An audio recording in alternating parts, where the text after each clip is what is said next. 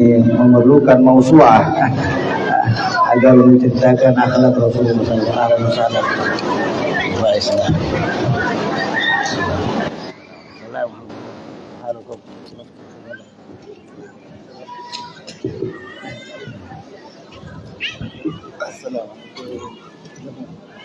Jadi soalan yang diberikan tadi tentang akhlak Rasulullah SAW, menceritakan sebanyak sedikit tentang akhlaknya Rasulullah SAW. Seperti yang kita semua ketahui bahwa di dalam satu riwayat Nabi SAW menyebut innama bu'itsu liutammima makarimal akhlak. Sungguhnya aku diutus untuk menyempurnakan akhlak-akhlak yang baik. Karena hadirin dan hadirat yang dirahmati Allah sekalian, sebelum datangnya Nabi Muhammad sallallahu alaihi wa ala alihi wasallam, itu keadaan dunia dalam kegelapan. Akhlak cukup merosot. Nah, yang namanya manusia dengan baginda Rasulullah sallallahu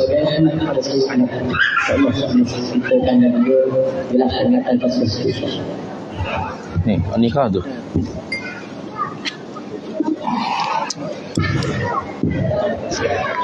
Assalamualaikum warahmatullahi wabarakatuh.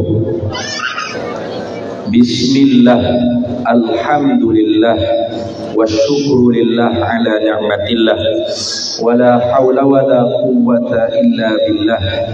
Wassalatu wassalamu ala sayyidina rasulillah, sayyidina Muhammad ibn Abdillah, wa ala alihi wa ashabihi wa man tabi'a sunnatahu wa jama'atah min yawmina hadha ila yawmil ba'thi wan nahdah.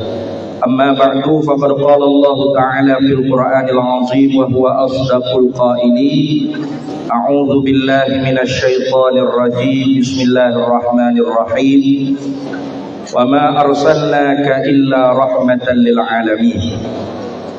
Dan tidak kami utuskan engkau hai Nabi Muhammad sallallahu alaihi wasallam melainkan hikmahnya sebagai rahmat bagi sekalian alam. Sama ada alam dengan makna as-sakhalain al-insi wal jin, atau alam dengan makna masih wallah, yakni barang selain daripada Allah Subhanahu wa taala. Shadaqallahu maulana al-azim. Yang saya hormati lagi ta'zimi Al-Habib Mahdi Al-Mahdali,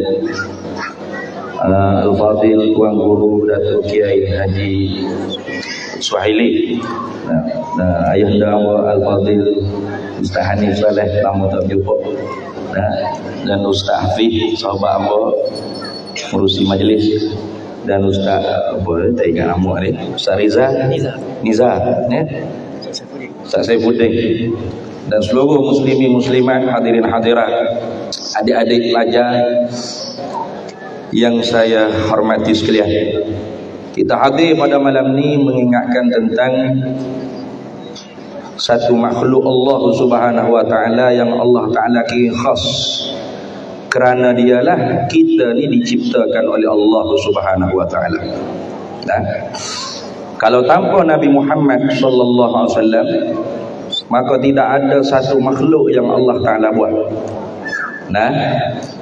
Tidak ada satu makhluk pun yang Allah taala buat kalau tidak kerana hikmahnya Nabi kita Muhammad sallallahu alaihi wasallam. Maka karena itu Nabi sallallahu alaihi wasallam sabda, innama ana rahmatun muhdah, hanya saja aku ini adalah rahmat, nikmat Allah taala yang dihadiahkan kepada umat. Setengah daripada nikmat Nabi Muhammad sallallahu alaihi wasallam Allah taala kira ialah kita tidak diazabkan sebagaimana umat-umat nabi-nabi yang terdahulu. Wa ma kana Allahu liyu'adzibahum wa anta fihim, dan tidak adalah Allah taala itu mengazabkan mereka itu manusia, wa anta fihim, padahal engkau hai Nabi Muhammad sallallahu alaihi wasallam sudah pun ada pada mereka itu.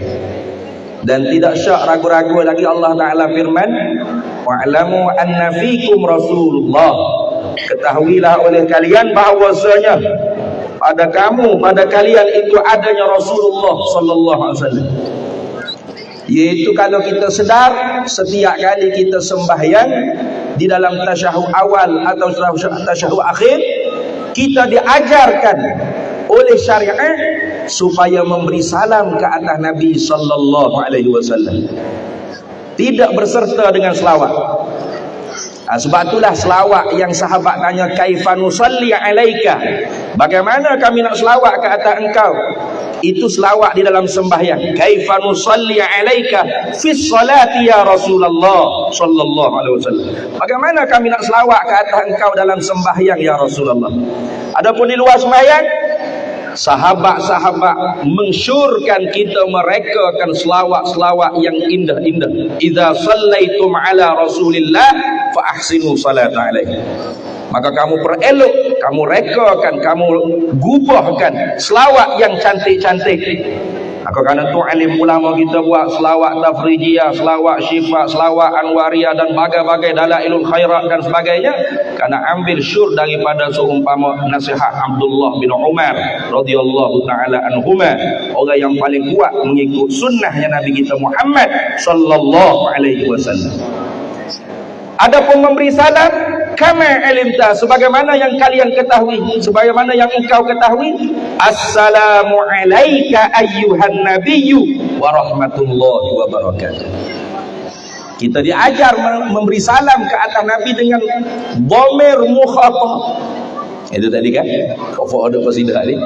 Nah, assalamu alayka. Ka tu. Yang sepatutnya kalau tak ada di depan tak boleh guna dhamir mukhatab, kena guna dhamir ghaib.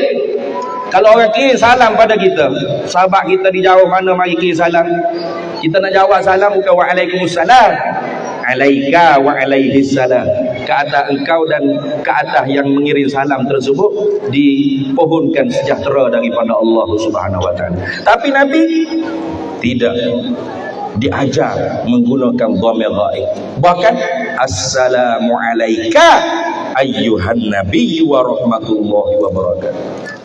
Kenapa? Karena Nabi sallallahu alaihi wasallam sendiri berjanji dalam hadisnya, ma min ahadin yusallimu alayya illa raddallahu alayya ruhi hatta aruddu alaihi salam.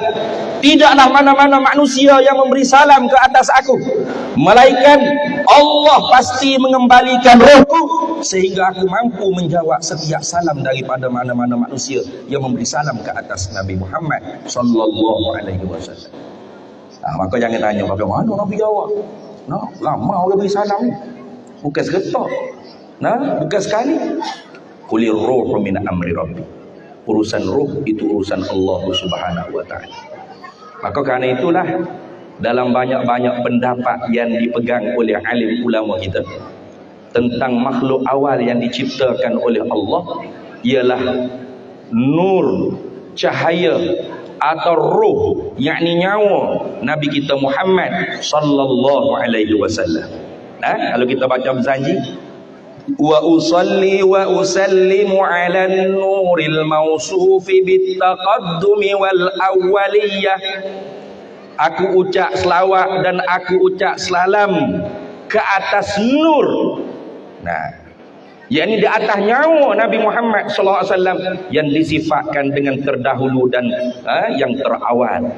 Walaupun tentang makhluk apakah yang mula-mula dijadikan oleh Allah bukan di dalam termasuk usulul aqaid, usul teras akidah, tetapi alim ulama kita ramai yang berpegang dengan makhluk yang pertama dijadikan ialah nur Nabi Muhammad sallallahu alaihi wasallam.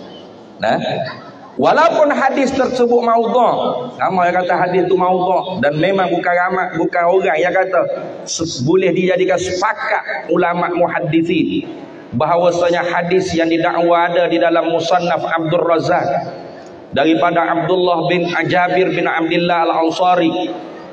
Dia tanya kepada Nabi sallallahu alaihi wasallam, bi abi anta wa ummi akhbirni an awali syai'in khalaqahu Allah qabla al-asya.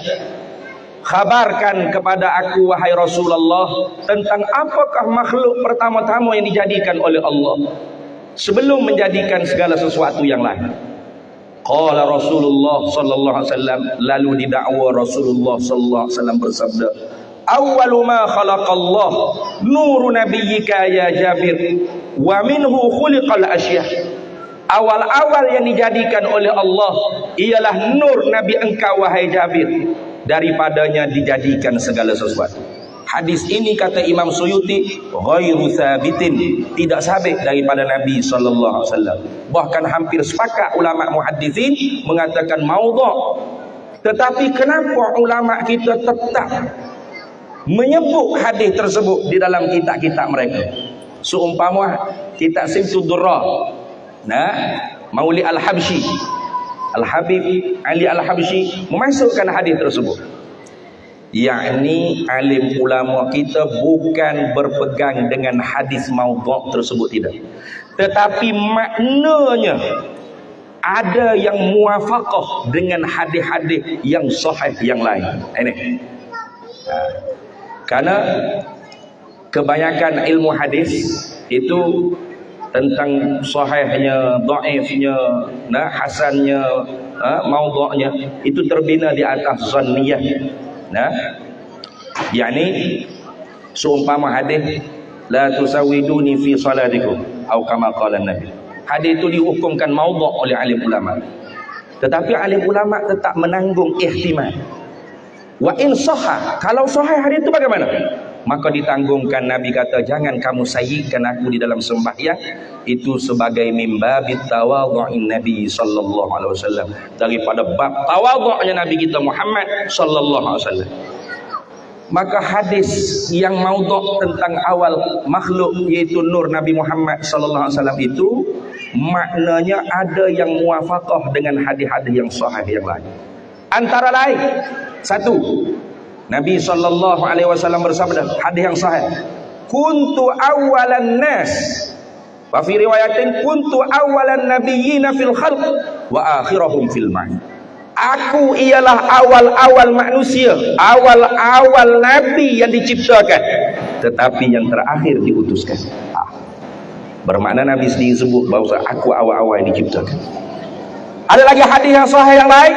Sayyidina Umar tanya, mata wajabat lakan nubuwah ya Rasulullah, bila lagi engkau sedar engkau telah menjadi nabi ya Rasulullah sallallahu alaihi wasallam.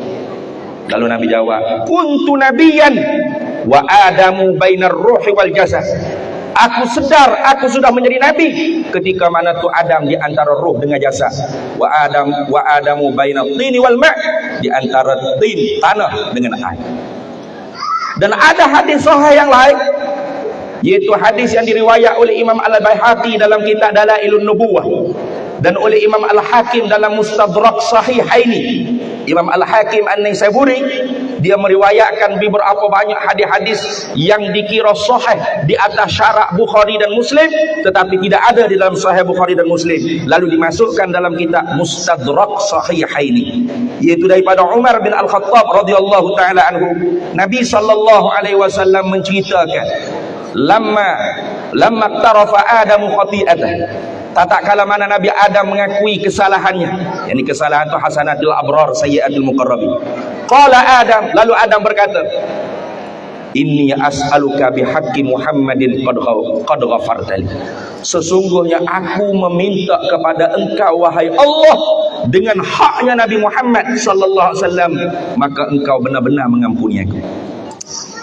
Qala Allah taala li Adam, lalu Allah taala firman kepada Adam, kaifa arafta Muhammadan walam akhluq, bagaimana engkau boleh kenal Muhammad padahal aku belum menciptakan dalam bentuk jasad. Nah, Tuhan tanya tu bukan Tuhan tak tahu lah. Kamu Tuhan pun tak tahu juga. Jangan main-main.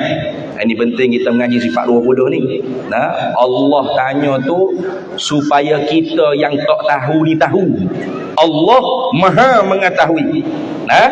Tanjizi qadim pada sifat ilmunya, luluh sedia kala Allah Ta'ala tahu segala perkara dengan terperinci, dengan umumnya, dengan kulli juz'inya, semua sekali. Lalu Nabi Adam jawab, li'annaka ya Rabbi, Karena engkaulah wahai Tuhanku, lamma khalaqtani biyadika, tatkala mana engkau menciptakan aku dengan kudrat engkau, wa nafakhta fiyya min ruhika, dan engkau tiupkan ruh engkau di dalam jasadku, rafa'tu ra'si, lalu aku angkat kepalaku, wa ra'aitu fi qawa'imil 'arsy, dan aku lihat pada segala tiang-tiang arsyir rahmat, maktub, tertulis padanya, la ilaha illallah sayyiduna Muhammadur Rasulullah sallallahu alaihi wasallam. Maka di sini kalau kita tengok, nama Nabi sudah ada. Bagaimana isim sudah ada, musamma belum ada? Mustaqil. Nah, kita isteri kita mengandung anak kita, belum beranak lagi anak terlahir di dunia, kita pergi daftar dah, ya, pendaftaran negara. Nah, pergi daftar dah. Dengan daftar apa ni? Jabat pendaftaran negara tanya, anak saya, anak duk mana? Anak tak lahir lagi, cuma daftar awal lagi molek ada tu. Ada gitu? Ada. Bila tu anak tu baru pergi daftar jabat pendaftaran negara. Ada musamma tu baru pergi daftar isim dia. Betul tak? Musamma tu makna zat tubuh yang dipernama tu. Isim tu mana nama? Nama Nabi Muhammad sudah termaktub pada tiang arasy. Di mana dia? Dia belum ada dalam bentuk jasad, tetapi nyawa dalam bentuk ruh, dalam bentuk nur sudah ada. Bahkan dialah, bagindalah yang mula-mula menjawab ketika mana Allah Ta'ala tanya, wa iz akhadha rabbuka min bani adama min zuhurihim zurriyatahum wa ashhadahum ala anfusihim alastu bi rabbikum qalu bala syahidna. Tuhan kata, ingat ketika mana Tuhan kamu mengambil perjanjian dengan seluruh zuriat anak Adam, mengambil penyaksian di atas diri mereka sekira-kira kalam lafzi yang dapat difahami oleh makhluk. Allah Ta'ala tanya, adakah aku Tuhan kalian semua?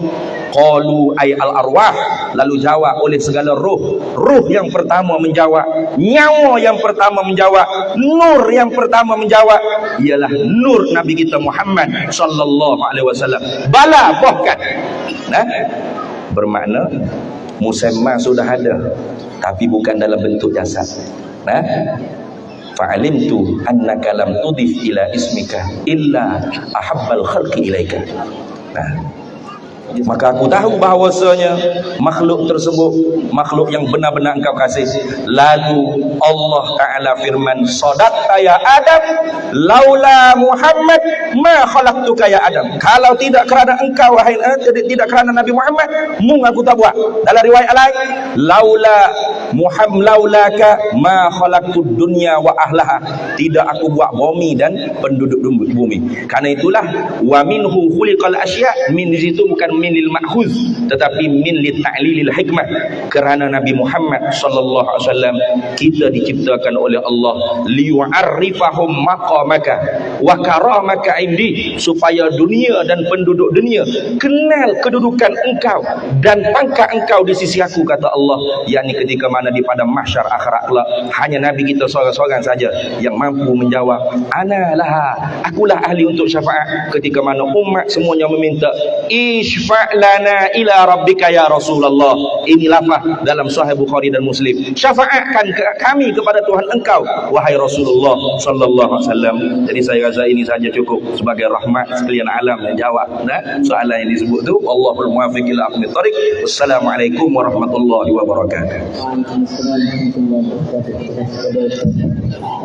Baik, insyaAllah. Jadi kita ada dua lagi yang kita baik terus kepada kita insyaAllah boleh belajar kebenaran itu nak merasakan syafaat kepada Nabi Rasulullah sallallahu alaihi wasallam. InsyaAllah.